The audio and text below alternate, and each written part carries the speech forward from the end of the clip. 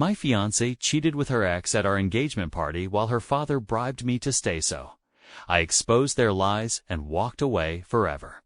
I, a 28-year-old male, walked out of my own engagement party last night, and now my phone has been going crazy. I need some perspective before I completely lose it. I've always been cautious in relationships. My friends even call me safety jacks because I never rush into anything without ensuring it's right. I take my time, watch for red flags, and think things through. That's just who I am. But everything changed when I met Selena 2 years ago. We matched on Hinge, and honestly, she was way prettier than anyone who had ever swiped right on me. On our first date, I was fully prepared to get ghosted afterward, but we ended up talking for hours. She's smart, confident, and has this infectious laugh that makes everyone around her smile. I was completely into her from day one. The relationship progressed quickly. We moved in together after 8 months, which was super fast for me. After almost 2 years together, I proposed during a hike at a lookout point she loves. She cried, said yes, and some random hikers even took pictures for us. I thought everything was perfect. Here's where things got complicated. Selena's family has money, not crazy rich, but definitely the type who belong to country clubs and take European vacations every year. Her dad, Atakas, owns a financial advisory firm that manages retirement funds for businesses in our state. He's definitely successful and never misses a chance to remind me that I'm not. I run my own solar panel installation business. I started it 3 years ago after working for someone else and learning the trade. Now, I have 4 employees and steady business. I'm actually really proud of what I've built. But Atakas always acts like I'm just pretending to be a businessman. How's the roof climbing business? He asks every time I see him, like he can't remember what I actually do. Selena always told me to ignore him, saying she doesn't care about status. I believed her. Status health at their country club. It wasn't super fancy, about 70 people, an open bar, and a jazz band playing in the corner. Everything was going fine until I saw him walk in, Draven, Selena's college ex, the guy she dated for 4 years before we met. He's a tall dude with perfect hair who works at some investment firm and drives a car that probably costs more than everything I own combined. I almost choked on my drink. "Why is your ex here?" I asked Selena when I found her talking to some cousins. She gave me this look like I was being ridiculous. "His parents are friends with my parents. It would have been weird not to invite him. You didn't think to mention this to me beforehand?" I asked. "Honestly," she replied, "I didn't think it mattered. We broke up years ago. It's not a big deal." But the way she kept looking at him across the room made it feel like a big deal to me. I tried to convince myself I was just being paranoid. I did my best to act normal, talking to her family, thanking people for coming, and trying to ignore how Atakas introduced me to his golf buddies as Selena's fiancé who does solar things. Real subtle, dude. About an hour into the party, I noticed I hadn't seen Selena for a while. At first, I figured she was in the bathroom or talking to relatives. After about 20 minutes, I started looking for her. I checked the main room, the patio, and even asked one of her friends if she'd seen her. Nothing. There was a hallway that led to some smaller rooms near the coat check area. I hadn't checked there yet, so I headed that way, just wanting to find my fiancé so we could take some pictures together or whatever. That's when my whole world pretty much fell apart. I turned the corner and saw her standing with Draven in a little alcove by the coat room. They were standing super close. His hand was on her waist, and they were kissing. Not making out or anything, but definitely a real kiss between two people. Who knew what they were doing? They didn't see me at first. I just stood there like an idiot, feeling like someone had dumped ice water all over me. I couldn't even move or say anything. My brain just wouldn't process what I was seeing. Then Draven noticed me and stepped back, adjusting his tie like nothing had happened. He didn't even look embarrassed.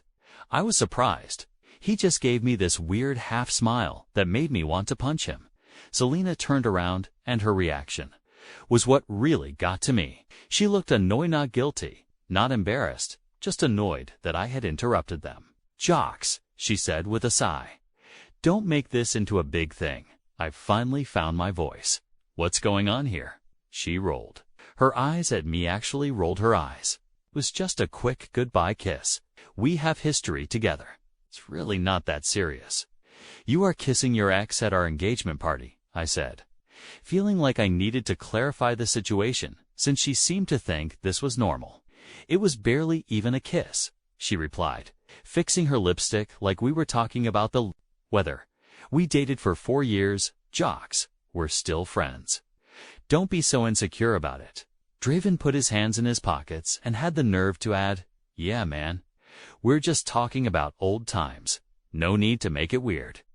That's when something in me just shut down. I felt weirdly calm, like I was watching this happen to someone else. I nodded, turned around, and slowly walked away. "Jocks," Zelina called after me. "Don't you dare make a scene right now." Lee, but I didn't look back. I just walked through the party, grabbed my jacket from the coat check, and headed straight to my car.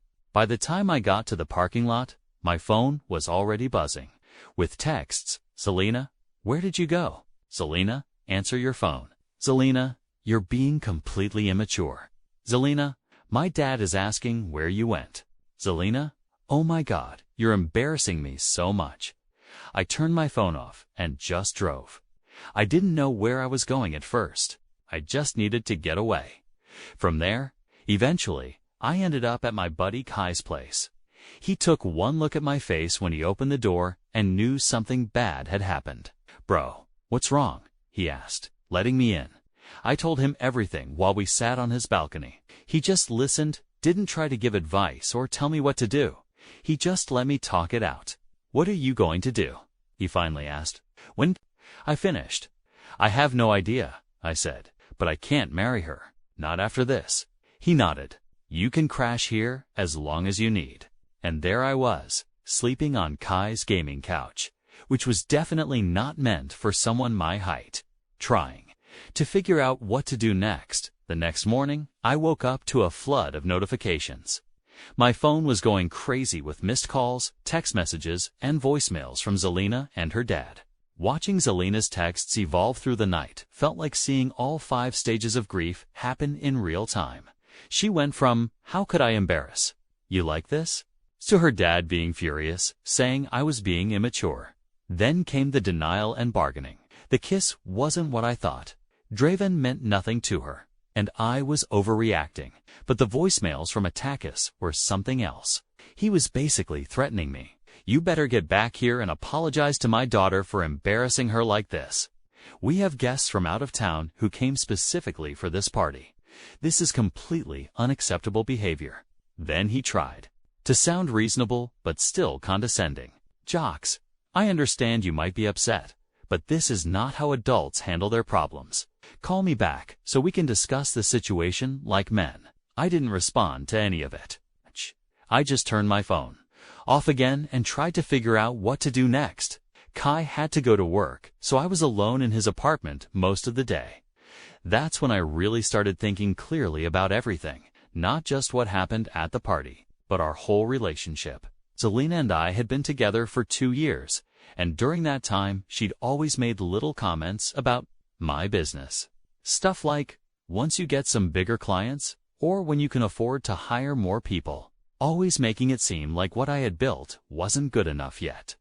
And whenever we were around her rich friends, she'd introduce me as Jocks. He owns his own business, but never actually explained what I did. Like she was embarrassed by it. I started realizing there were a bunch of red flags I had been ignoring because I was so into her. The way she'd always take her dad's side when he made snide comments about my work. How she'd joke about upgrading my wardrobe. And the time she mentioned her ex Draven and quickly changed the subject, like there was more to the story. Around 3 p.m., I decided I needed to go back to our apartment and get my stuff while she was still at work. I texted my employee Marcus to ask if he could help me move some things, and he showed up. I packed everything I couldn't live without into Marcus's truck and my car. It took about 2 hours total before I left the apartment. I placed my grandma's ring, the one I proposed with, on the kitchen counter with a note that simply read, "Goodbye, kiss." Then, I blocked Selena's number and her social media accounts. I knew that if I talked to her, she would try to downplay what happened, make me feel crazy for being upset, or convince me to give her another chance. Honestly, I just didn't have the energy for any of that. That night, Selena showed up at Kai's place looking for me, but I wasn't there. I had gone out for dinner with Marcus after moving my things. Kai texted me saying, "Your girl just showed up at my door crying." I replied, "You weren't here, and I didn't know when you'd be back. She thinks I'm lying. Heads up." When I returned to Kai's, I found a letter taped to his door with my name on it. Inside was a long, rambling apology from Zelina, claiming that the kiss just happened and didn't mean anything. She said she and Dravone were just reminiscing about old times and got caught up in the moment. She wrote that she was devastated I would throw away our future over one tiny mistake and begged me to call her. I tore it up and threw it in the trash. The next day, I spent most of the morning calling wedding vendors to cancel everything since I had paid for about half the deposits. Even though her parents were covering most of the wedding costs, I insisted on paying my share. I managed to cancel pretty easily, and some vendors even offered partial refunds when I explained what happened. I was finishing the last cancellation call when an unknown number rang my phone. I almost didn't answer, thinking it might be Zelina calling from someone else's phone, but for some reason, I picked up.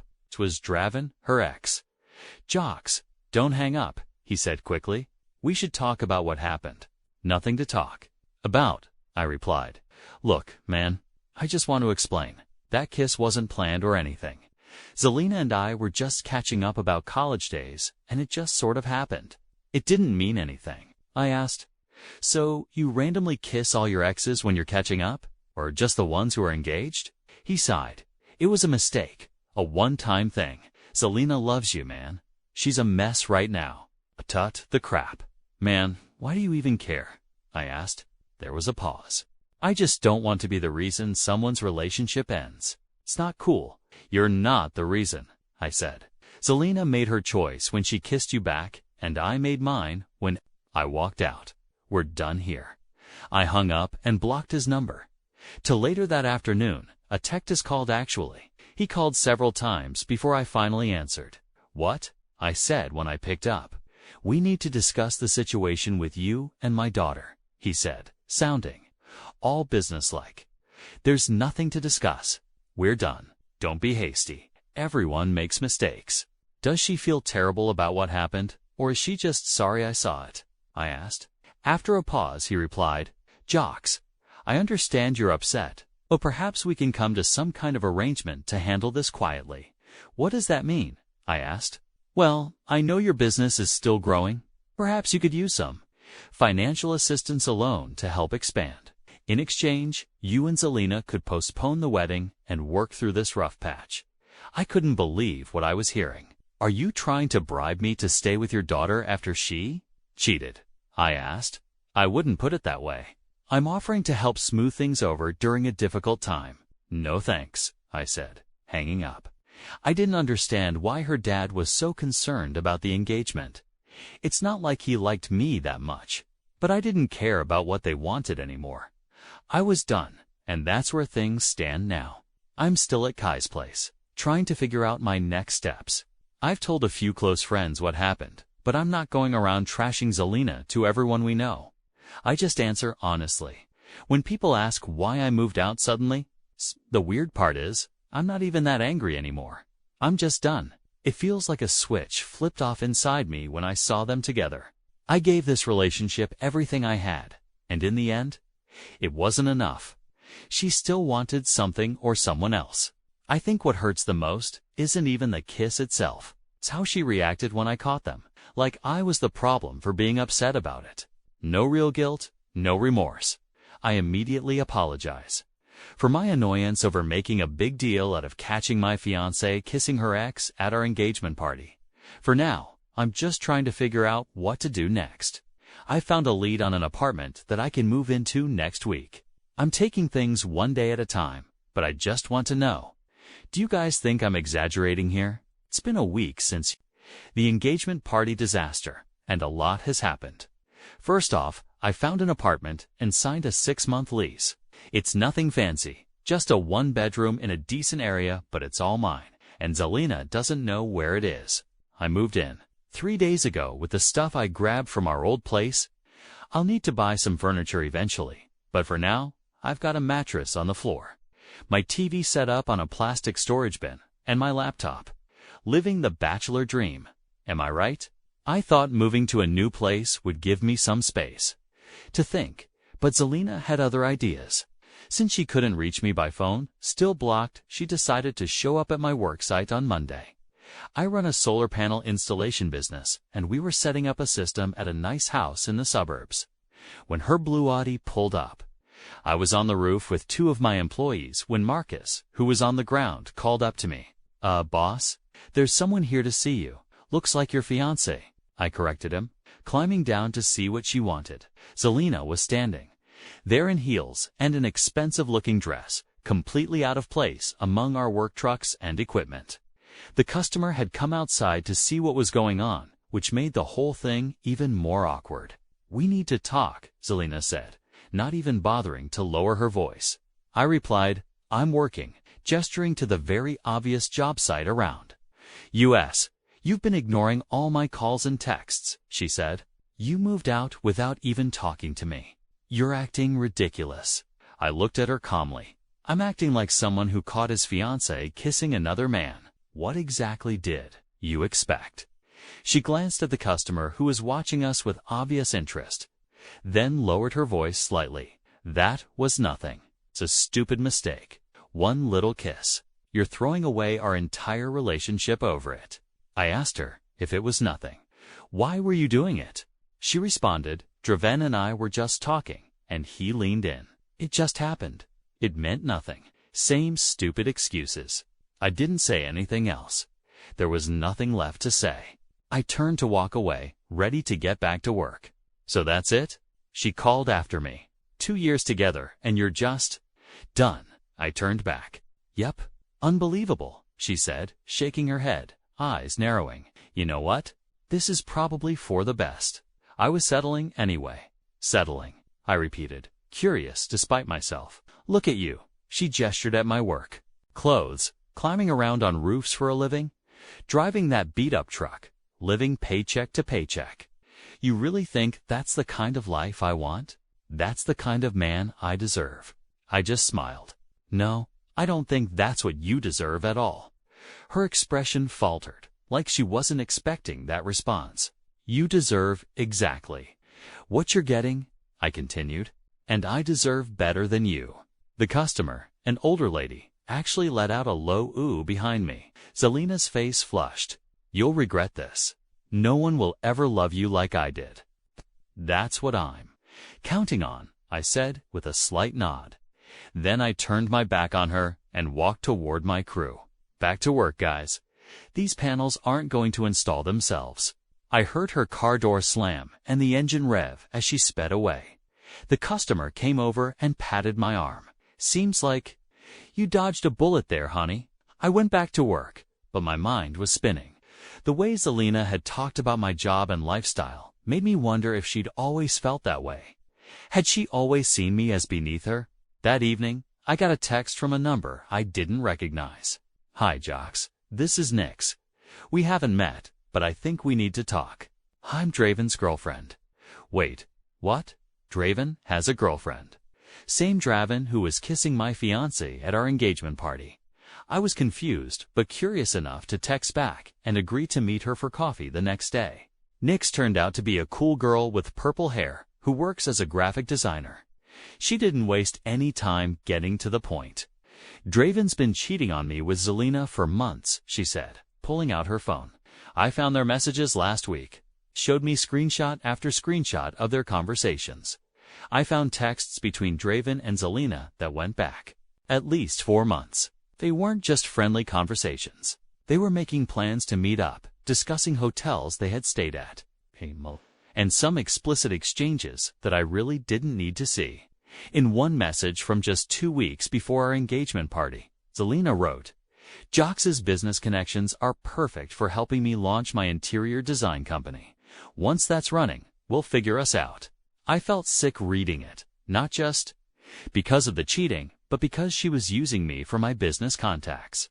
I've spent years building relationships with contractors and property developers for my solar business connections that would be valuable to someone trying to break into interior design. How did you find these? I asked Nix. Draven left his iPad logged into his messages at our apartment, she replied. I wasn't snooping. I was just going to watch Netflix, but the messages popped up. After reading through them, she realized the business dinners and networking events Draven had been attending were actually meets with Selena. She showed me more evidence, hotel receipts, restaurant charges on shared credit card statements, and even a reservation for the night before our engagement party. The kiss you saw wasn't some spontaneous thing, Lex said. They had been meeting up regularly. The night before your party, Draven told me he had a late client meeting, but he was actually with Selena at the Westbrook Hotel downtown.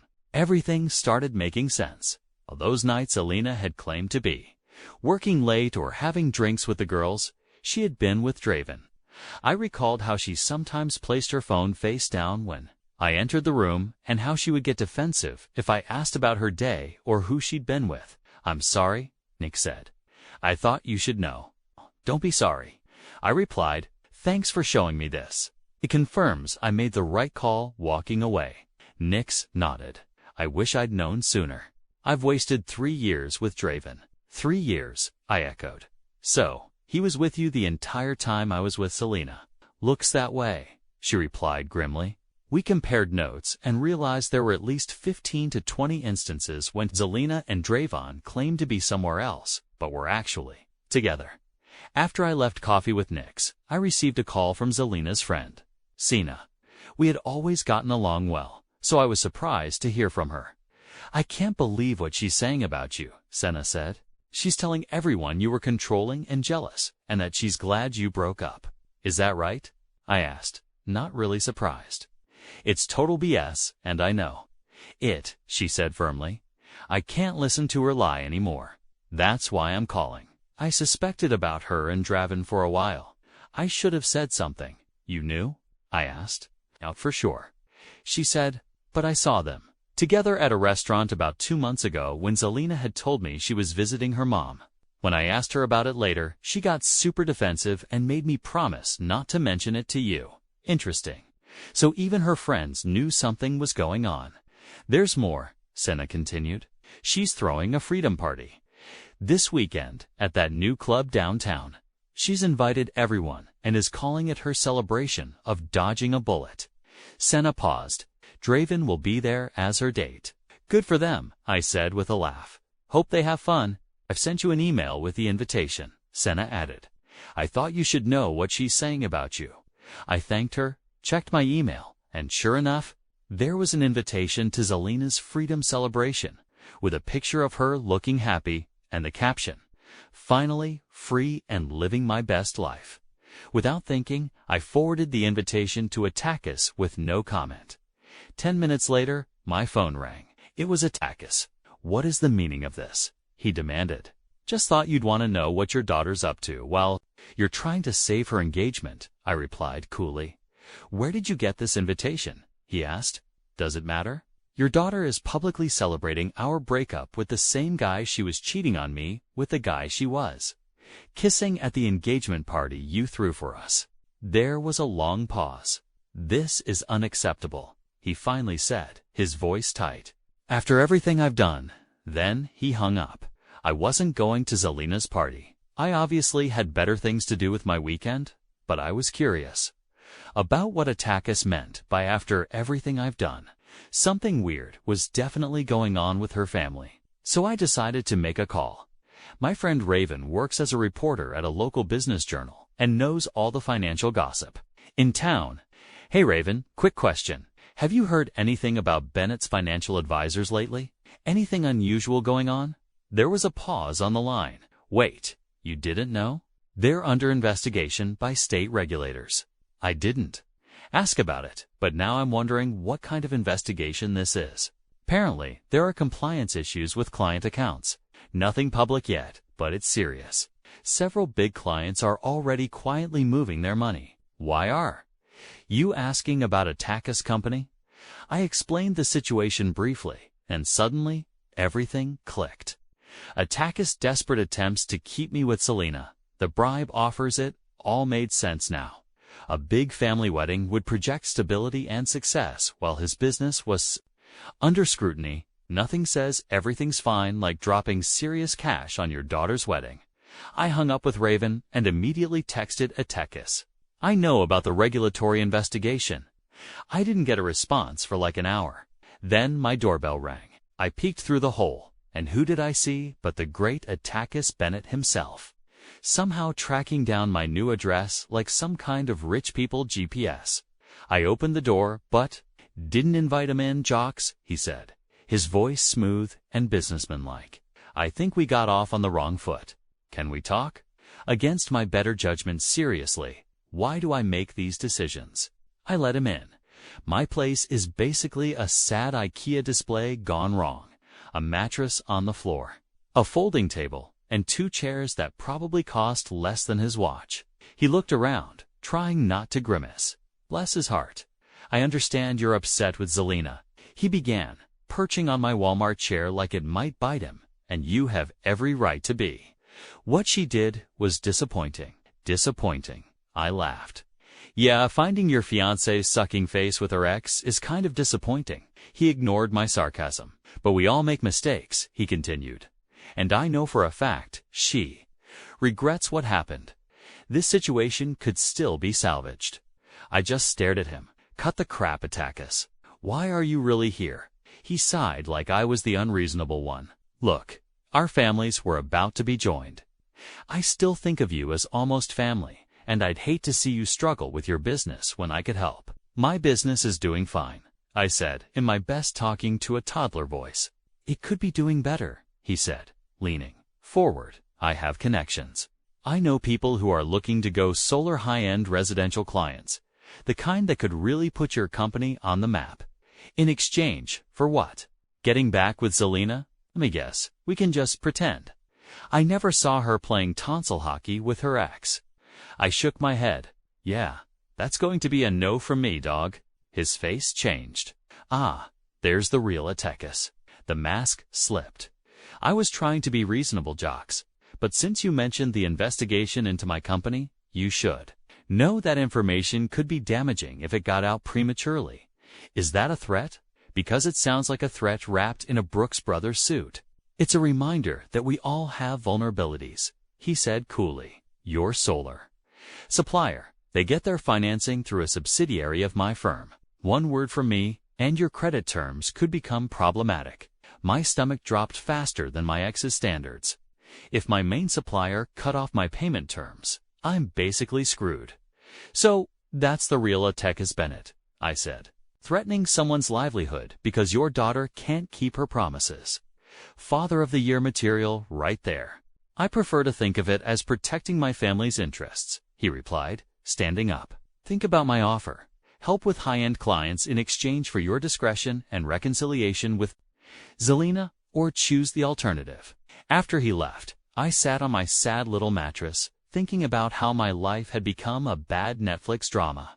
I spent the next few hours calling other suppliers, checking prices, basically trying to patch together a plan B.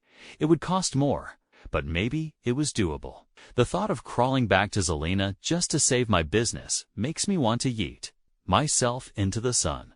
So that's where things stand now. I'm trying to figure out how to save my business from my ex's daddy issues.